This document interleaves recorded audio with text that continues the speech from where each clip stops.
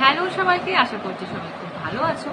তো আজকে তোমাদের সাথে শেয়ার করছি অনলাইন টিচিং সম্বন্ধে, কিভাবে তোমরা শুরু করবে অফলাইন অনলাইন টিচিং।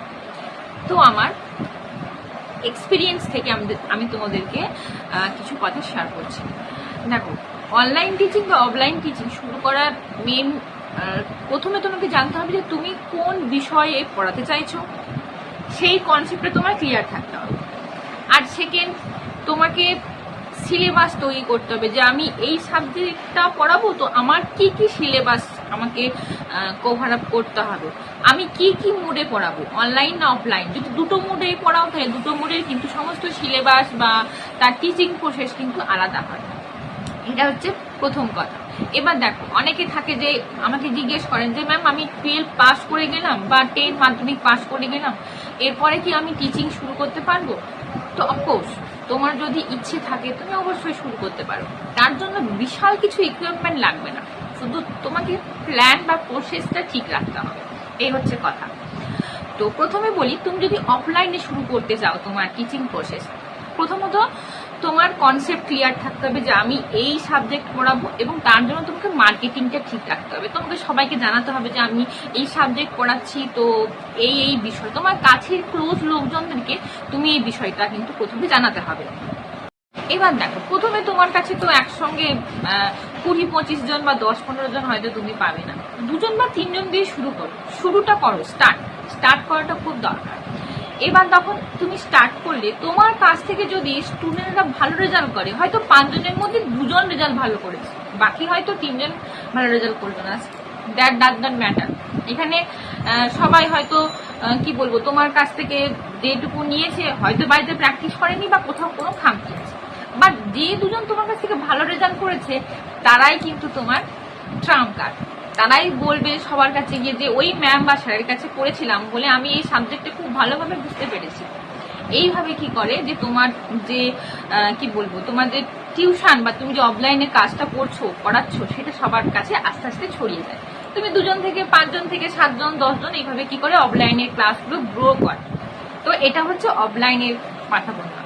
এবারে আসি অনলাইন। যারা ইউটিউবে পড়াতে চাইছো বা সোশ্যাল প্ল্যাটফর্মে পড়াতে চাইছো বা অনলাইনে গুগল মিট অথবা জুমে পড়াতে চাইছো, তাদের কাছে বলবো প্রথম বিশাল ইকুইপমেন্ট কিনে তোমরা পারবে না। কারণ প্রথম কথা, তোমাদেরকে বুঝতে হবে প্ল্যাটফর্মটা যে কতটা কিভাবে করবো, এক্সপিরিয়েন্স থাকাটা খুব দরকার। তো তুমি মানে ডে বাই ডে যাবে, তোমার এক্সপিরিয়েন্সটা তো কি করবে, গ্রো করবে। তো সেজন্য কি করতে হবে, এক্সপিরিয়েন্সটাকে কি করতে হবে, গ্যাদার করতে হবে। কি সমস্যায় পড়ছো, কি প্রবলেম হচ্ছে সেটা। কেন বললাম যে এক্সপিরিয়েন্সটা খুব বেশি দরকার, কারণ তোমার যদি এক্সপিরিয়েন্স না থাকে, আমরা একটা কথাই বলি না, জীবনে যতবার ঠকবে তুমি মানুষ চিনতে পারবে। এই প্ল্যাটফর্মটাও ঠিক সেরকম। টিচিং প্রফেশনে তুমি মানে অনলাইনে পড়াও বা অফলাইনে পড়াও, তোমার যদি এক্সপিরিয়েন্স না থাকে তুমি কিন্তু বুঝতে পারবে না যে তুমি কতটা কিভাবে গ্রো করছো, কিভাবে তোমার গ্রো করা মানে তোমার রুলসটা কি তোমার কোন পাথটা তোমার জন্য ঠিকঠাক। তো অনলাইনে যখন পড়াবে, আমি প্রথম থেকে একটা কথাই বলি, অনলাইনে কিন্তু যে স্টুডেন্টগুলো তুমি পাবে সেটা প্রথমে হয়তো 1 জন স্টুডেন্ট দিয়ে শুরু করো বা 2 জন স্টুডেন্ট দিয়ে শুরু করো।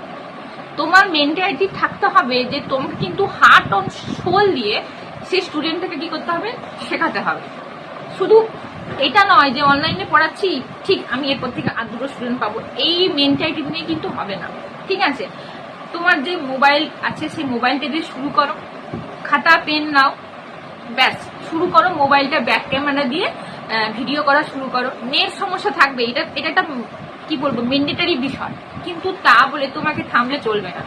তুমি একটা জিনিস মনে রাখবে, তোমার এই কি বলবো স্ট্রাগেলটা যে তুমি 1 জন থেকে শুরু করেছো, যেখানে তোমার অনলাইনে হয়তো 2 জন স্টুডেন্ট তোমার কাছ থেকে ভালো রেজাল্ট করে বেরোলো, তারাই কিন্তু বলবে যে যাই হোক না কেন ম্যাম বা স্যার যা পড়িয়েছেন তা এক কথায় কি বলবো অসাধারণ, আমি শিখেছি কিছু। একটা কথা মনে রাখবে, তোমার কাছ থেকে যদি 1 জন স্টুডেন্টও ভালো রেজাল্ট করে, তোমার কাছ থেকে শিখতে পারে, তুমি জানবে তুমি 100% সাকসেস পাবে ইন ফিউচার। এটাই হচ্ছে কথা। আমার কথা হচ্ছে 10 জনকে তুমি হ্যাপি করতে পারবে না, আর 10 জন তোমার কাছ থেকে যে শিখে একদম ইমপ্রুভ করবে তাও না, কারণ স্টুডেন্টের কি বলবো ক্যাপচার করার ক্ষমতাও একটা ব্যাপার থাকে। তাই এক্সপেকটেশন কম রাখো, শুরু করো, দেখবে ইন ফিউচারে গিয়ে তুমি একদম একটা স্ট্যান্ডার্ড জায়গায় পৌঁছবে। আর সব থেকে বড় কথা, স্টুডেন্টদেরকে কিন্তু প্রফেশনালি ভাবে ডিল করবে না। তুমি একটা নোবেল প্রফেশনে আছো, teaching profession means a noble profession আমি মনে করি।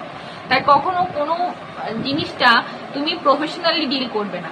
হার্ট অ্যান্ড সোল দিয়ে চেষ্টা করো, হার্ড ওয়ার্ক করো। তুমি জানবে তোমার কাছে অনলাইনে অথবা অফলাইনে সব স্টুডেন্ট হয়তো সমান না, সবার হয়তো ক্যাপচার করার ক্ষমতা সমান না, কিন্তু হার্ট অ্যান্ড সোল দিয়ে চেষ্টা করো।